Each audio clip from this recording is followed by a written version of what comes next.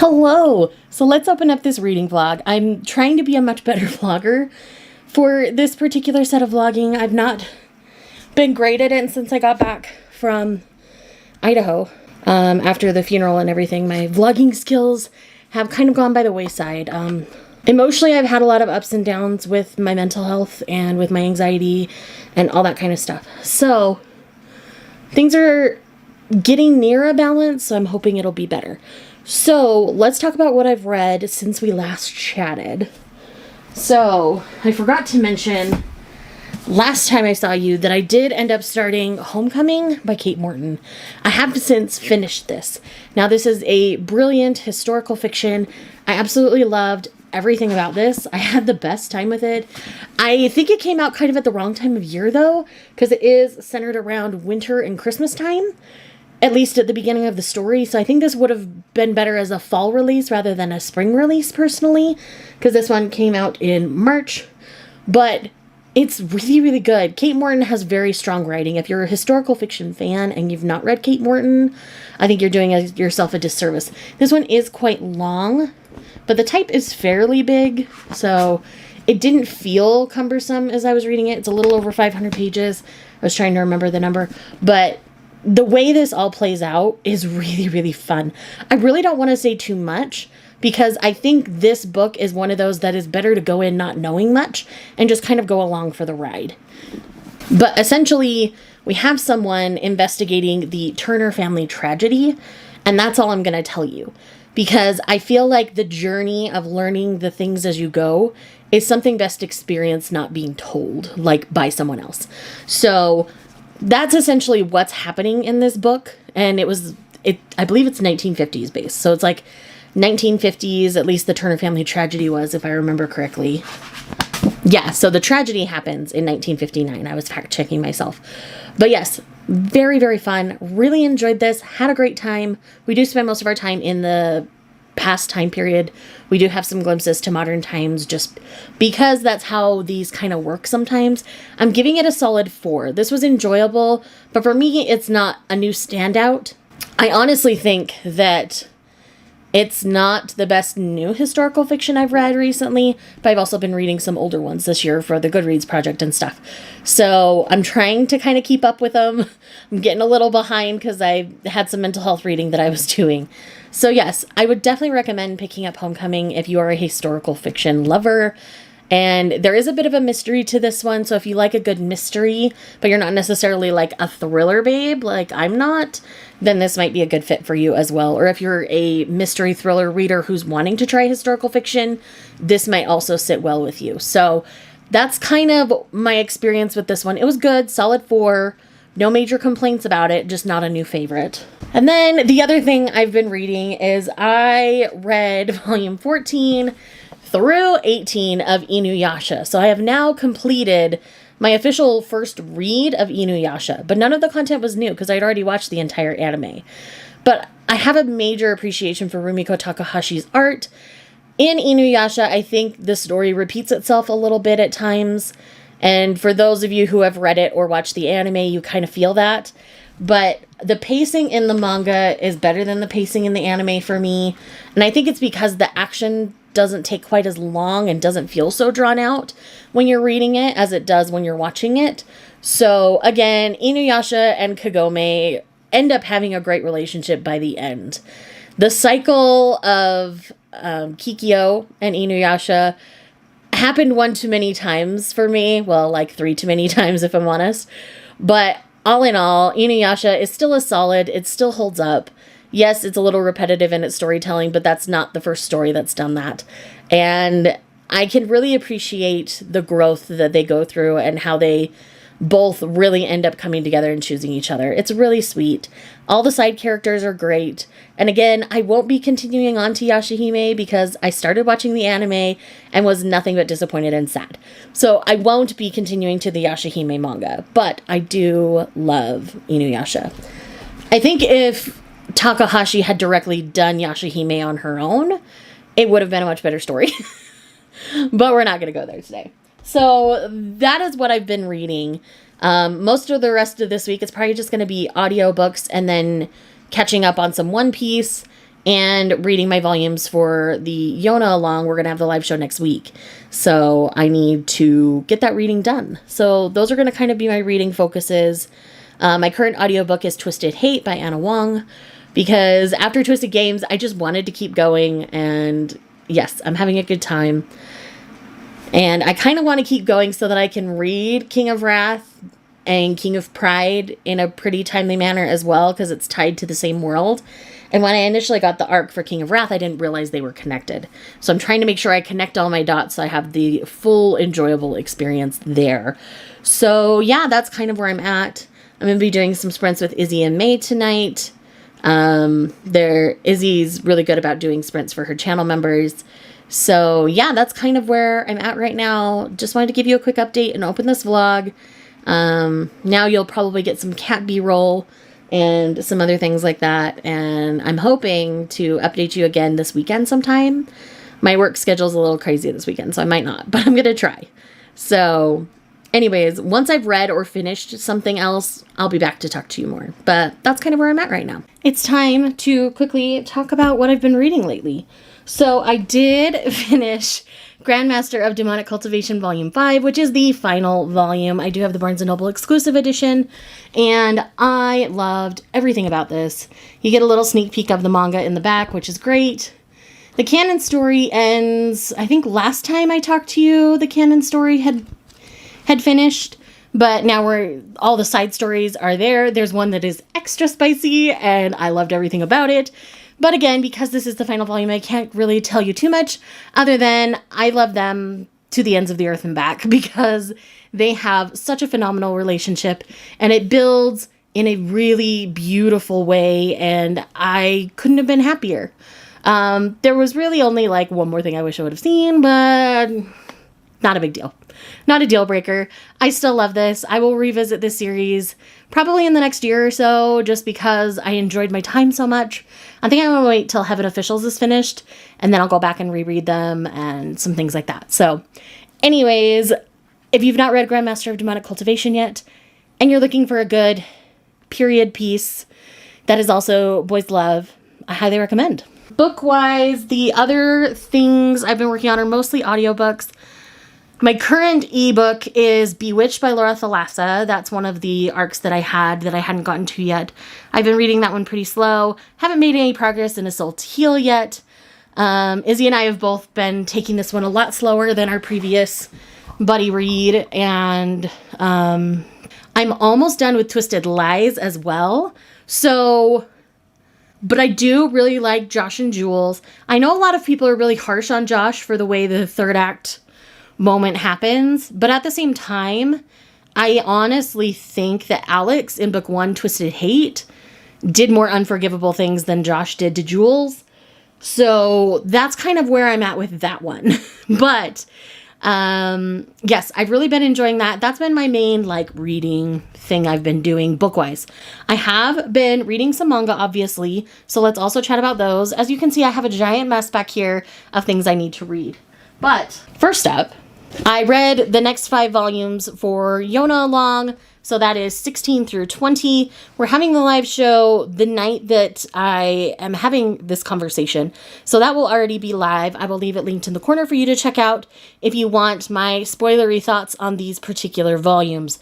These volumes, I had actually forgotten a lot of what happened in these volumes, so it was actually really good to come back to them and touch base with them again, because there are some certain keywords said that can be interpreted certain ways, but now that I'm deeper in the series, I still stand by my earlier statements on them. Again, because this is volume 16 through 20 in a series, in this video, I'm not going to tell you all my details. So if you want those details, go check out the video and spoil yourself. The next one I read is Savior's Book Cafe in Another World, volume 5. This is the final volume in this series. I absolutely love and adored how it finished. I feel like it wrapped up the way that I needed and wanted it to. There's some brilliant art throughout the series. There's a particular panel in here. I do have it on my Instagram, so if you're curious, my Instagram is always linked down below, so you can check out my post about Savior's Book Cafe. But I absolutely adored it every moment, and I am just really happy with how it ended. I'm glad we had it as long as we did. Of course, I would have taken more time with these characters, but at the same time, I'm good with where it ended. So that's kind of my final thoughts. If you want a more in-depth series review on this one, let me know down below and I'll work on putting that together. I might have to reread the others real quick to do it justice, but I am very happy with the ending. The next one I have here is Yakuza Fiancé Volume 3. I found this actually today at the bookstore, so I went ahead and read it real quick, and I love and adore this series, y'all. I will love and adore it for the rest of forever. The back and forth, and there's a reveal that happens in this particular volume that I did not expect, and I think that's going to come back to bite our characters in the butt later. But yeah, I am really pleased with what's going on here, and the way that their relationship works is the perfect kind of mess for me, but we're also going to be dealing with some really heavy things in the next volume, so it's going to be very, very interesting. So with that said, yes to Yakuza Fiancé. If you're a fan of Something's Wrong With Us and you've not tried Yakuza Fiancé yet, I highly recommend you do. The next one that I've read since we last chatted is The Girl I Like Forgot Her Glasses Volume 2. This one was just as precious as the first volume, and I feel like we see the girls' feelings a little bit more in this one, which was really fun and I really enjoyed. So again, another series that I would highly, highly recommend checking out. The next one I have here that I also love and adore is The Dragon Knight's Beloved. This particular volume led to some very interesting implications of what is going to be happening within the world. And Melissa is everyone's favorite, including the dragons. And that is a key part of this particular story. So yes, I absolutely love and adore this. Please read this series if you're not.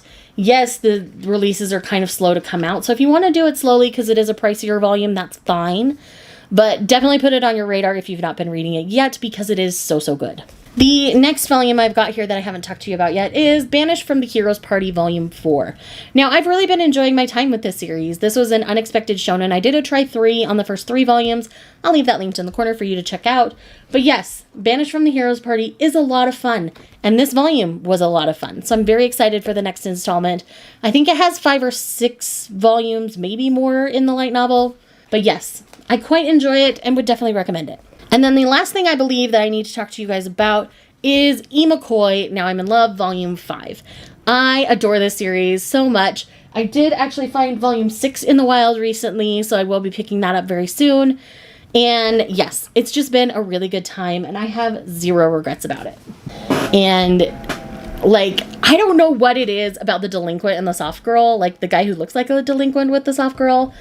It's a thing for me. I absolutely love and adore it, and yes. Just yes. So I didn't tell you today's date. Today's the 23rd, so I am doing better at vlogging this, but I've still not been great about giving you reading updates.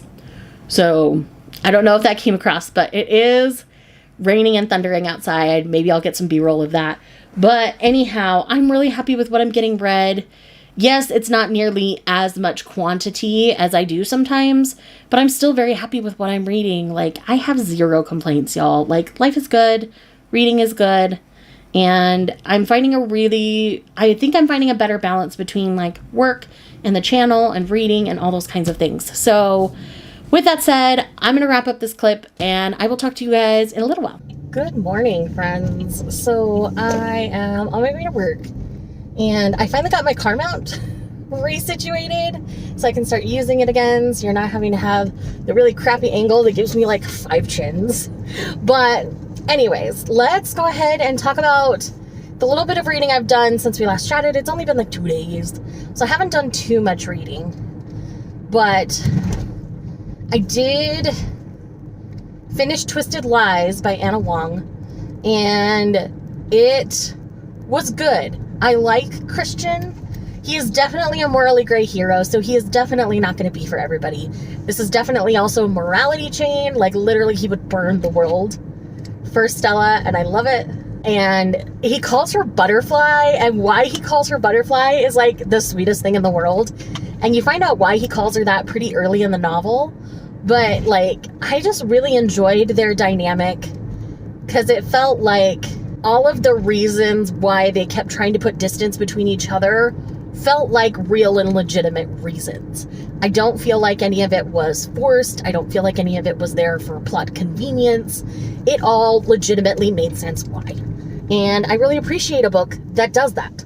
And I really just like Anna Wong's writing. Like, let's be real here. I do. I like her writing a lot. I've read all of the Twisted series now, and I've really enjoyed it.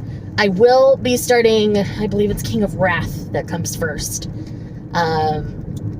quickly, but I have another book that I've started that I need to get read before I can jump into King of Wrath, because that one's on a time schedule. So that one is the second book in the Circle of Magic series by Tamora Pierce for the Circle of Magic read-along that beautifully bookish Bethany, if I can talk this morning, started and asked me to be a co-host for. I had to miss the first live show just because the way my work schedule worked out, but this one upcoming, I know I have off of work, so that is good, and I'm very, very excited.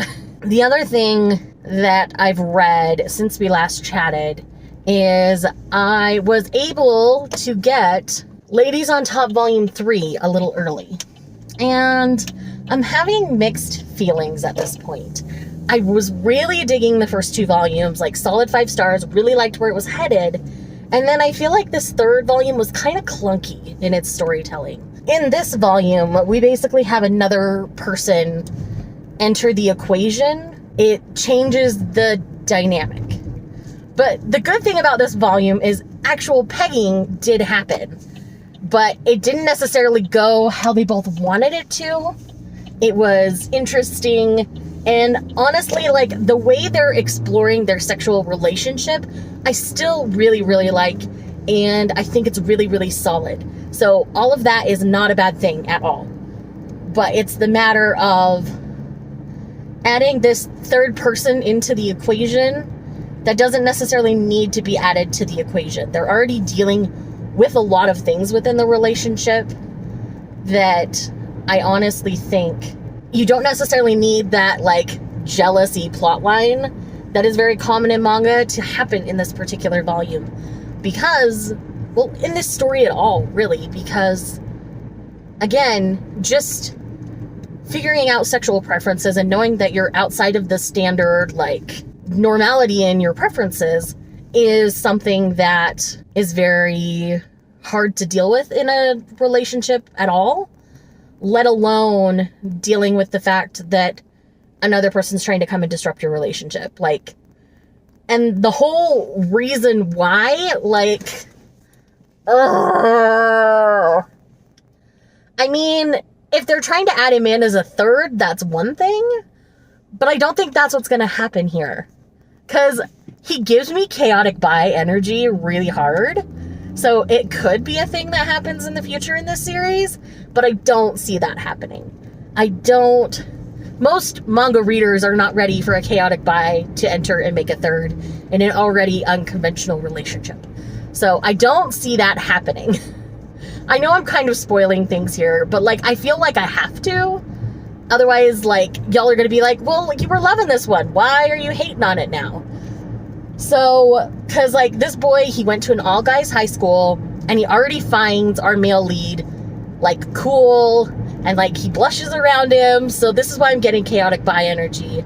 But then he sees our female lead and thinks she's, like, button up and exactly the kind of girl he thought he wanted.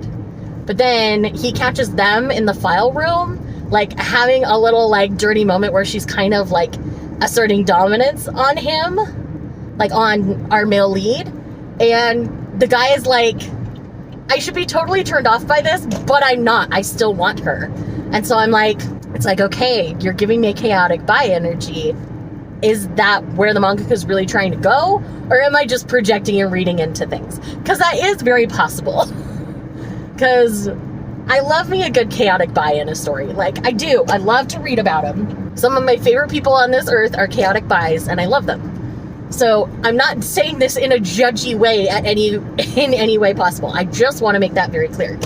So it's one of those things where I honestly, like, I still enjoy the series enough that I'm going to continue to pick it up. And I think at this point, it's still my favorite steamship. I still haven't read volume 3 of Game, and that's still kind of in the middle for me anyway. But, like, I'm just not understanding this third volume. Izzy and I were talking about this a little bit. Izzy at Happy For Now, by the way. She's linked down below because I talk about her all the time. Steamship seems to have a third volume kind of curse. The only one that hasn't had this per se for me is Outbride. Because I feel like Outbride, the first volume was the hardest. And I feel like with each, even though you're kind of dealing with some tough things, it's still getting better and progressing in a way that makes sense for the story. The first volume is definitely a shock value kind of volume, and then it continues to progress. Crown Princess, we haven't gotten a volume 3 yet, and now I'm getting very nervous because everything I've heard about Game volume 3 is that I'm probably going to stop after volume 3, and now with Ladies on Top having this kind of clunky third volume, is it just like struggle bus? Like, what is going on here? I don't know. But anyways, so that's kind of all I've gotten read so far. Good morning, friends. So it is now the 26th of May. I chatted with you a little bit on my way to work yesterday, and then I proceeded to finish Pod this morning. So I'm going to save my thoughts for my other video on that, but not a new favorite. I kind of don't get it. Maybe I'm too dumb for this book. I don't know. But it was, you can tell a lot of research went into it, but I wish more of the actual research would have been kind of woven into the story. I think it would have helped me a bit more. But yeah, that's kind of where I'm at with Pod. I'm not going to say too much here because I am doing a dedicated vlog containing this book and some others. So, yes. Not a new favorite. Probably going to give it like 2.5, 3 stars. It's well written, just not for me. And that's all I'm going to say about this one this morning. The other one I forgot to talk to you guys about was My Dear Curse Casting Vampiress. I don't think I'd chatted with you about this one yet, but this is absolutely adorable. I am obsessed. So essentially this vampire hunter had heard legends of this vampiress who would kill other vampires. And he goes on a journey and ends up rescuing her. And they end up like having this like romantic cutesy relationship. And they're off like cursing and killing vampires while they're at it. It's fantastic. Definitely recommend. The art is really great as well. So I would definitely recommend checking this one out if you haven't. This is a Yen Press release.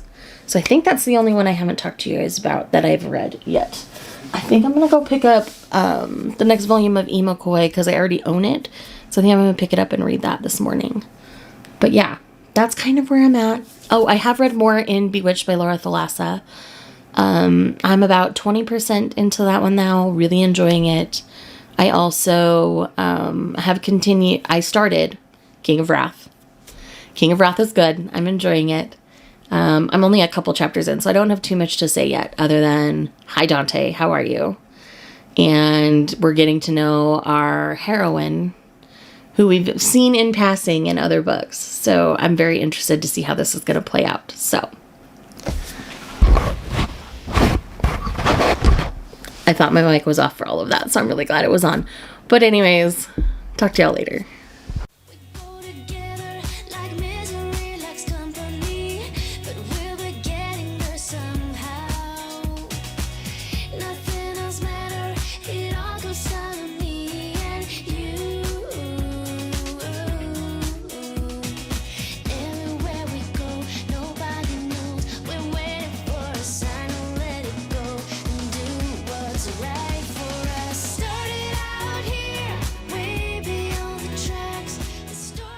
Hello friends. So I believe it's time for me to update this vlog. I'm not 100% sure. So today is Tuesday, May 30th, and I did do some reading over the weekend. Sorry, I don't know why there's a frog in my throat all of a sudden. So I did read volume 26 of One Piece. That was something I definitely wanted to get read this weekend. I got about halfway through volume 27. I'll probably finish that off tonight. And one other thing that I ended up reading on live sprints, because I did opt to sprint on Saturday, was Don't Call It Mystery. So this is a josei series that people have been passionately wanting translated into English for a very long time. It is one of the best-selling josei series in Japan. And so artistically, when I saw the cover, I was like, okay, I'm intrigued. I could probably get along with the art style at the very least. And like the description of the series was very like vague. And so I'm like, okay, so we'll have to see how I get along with the story. Anyways, the story is essentially, we're starting off with this young man in his 20s named Totonyo. And he ended up accused of a murder in the first chapter of this series. And so he's like, the thing is, like, you open to him like making curry at home because it felt like a curry day and some things like that, just some little things that made him a little quirky, not necessarily like bad or like, yeah, just a little quirky. And the way he looks at the world is a little bit different and a little bit quirky. So as he's being interrogated, he ends up being like a pseudo counselor to all the other people in the police department, and they all really appreciate his insight. And so that kind of becomes a thing throughout the rest of this omnibus, because this omnibus is volumes 1 and 2. So throughout it, we kind of see him helping people. I'm not going to say too much more than that because I think it will spoil some of the goodness. I went in pretty blind. I knew that I wanted to try it because of the art and because people talk about it so much. Now I understand why everybody wanted it, because this first omnibus was brilliant. Period. End of story. Like, there is no other word. Like, it is brilliantly written. The art is absolutely fantastic. And you just can't get enough. Like, I cannot wait for the next volume. It's not out till, I believe it's August. So it looks like it'll be every 3 to 4 months. It might be September. I can't remember. But anyways, it's going to be every few months. And it was just amazing. Like I said, I loved everything about it. And I had zero complaints. Like, this is a series, it's definitely going to be one of the best series I started this year. It may be on my top of the year list, because it is brilliant, it is amazing, and like, I won't shut up about this one in any fashion for the foreseeable future. So just be prepared for that. And so yes, I definitely recommend this one. And other than that, I did finish the Circle of Magic book 2, which is Triss's book. We had the live show Sunday night, but I didn't finish it till yesterday. I was close to the end, so I felt like I could participate in the live show. But yeah, I got sucked into other things and didn't read it, and that was my bad. But yes, it's still very good. I mean, Tamora Pierce is amazing. I forgot to say, I did read Sandry's book. I did read the first book in the series. I read it last month. I don't know why I didn't talk about it. Probably because I wasn't able to be on the live, so I forgot to talk to you guys about it. But anyways, this series is essentially about 4 teens who have a very unique connection related to their magic, and it's just so well done. It tackles a lot of challenges that are very, very good. So I am very excited to continue on. We have Daja's book this in June, so again, very excited. But other than that, I don't think I've finished anything. I didn't do nearly as much reading this weekend as I thought I would. My husband and I ended up getting sucked into some One Piece, and like we went on a little date to go get some lunch. I got a text from my nephews asking me to meet them at the bookstore so that we could visit and they could get some manga. And I love that my nephews are into manga and we can kind of bond over that. It's really fun. So I went and spent some time with them, and then I had the Circle of Magic live. So I didn't read as much as I thought I would, but honestly, it was such a lovely weekend. Like, I'm not even mad about it.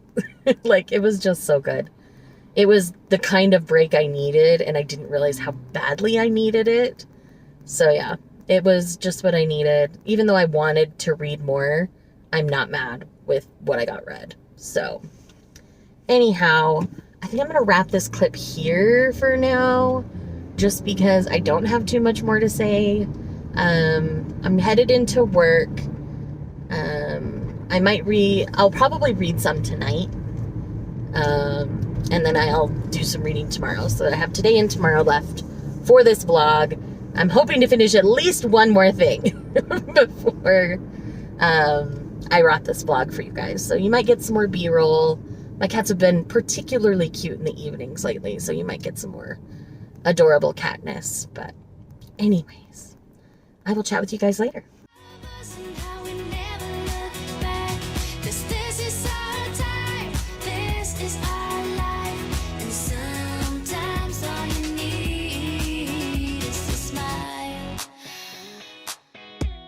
To get by, we're one step closer.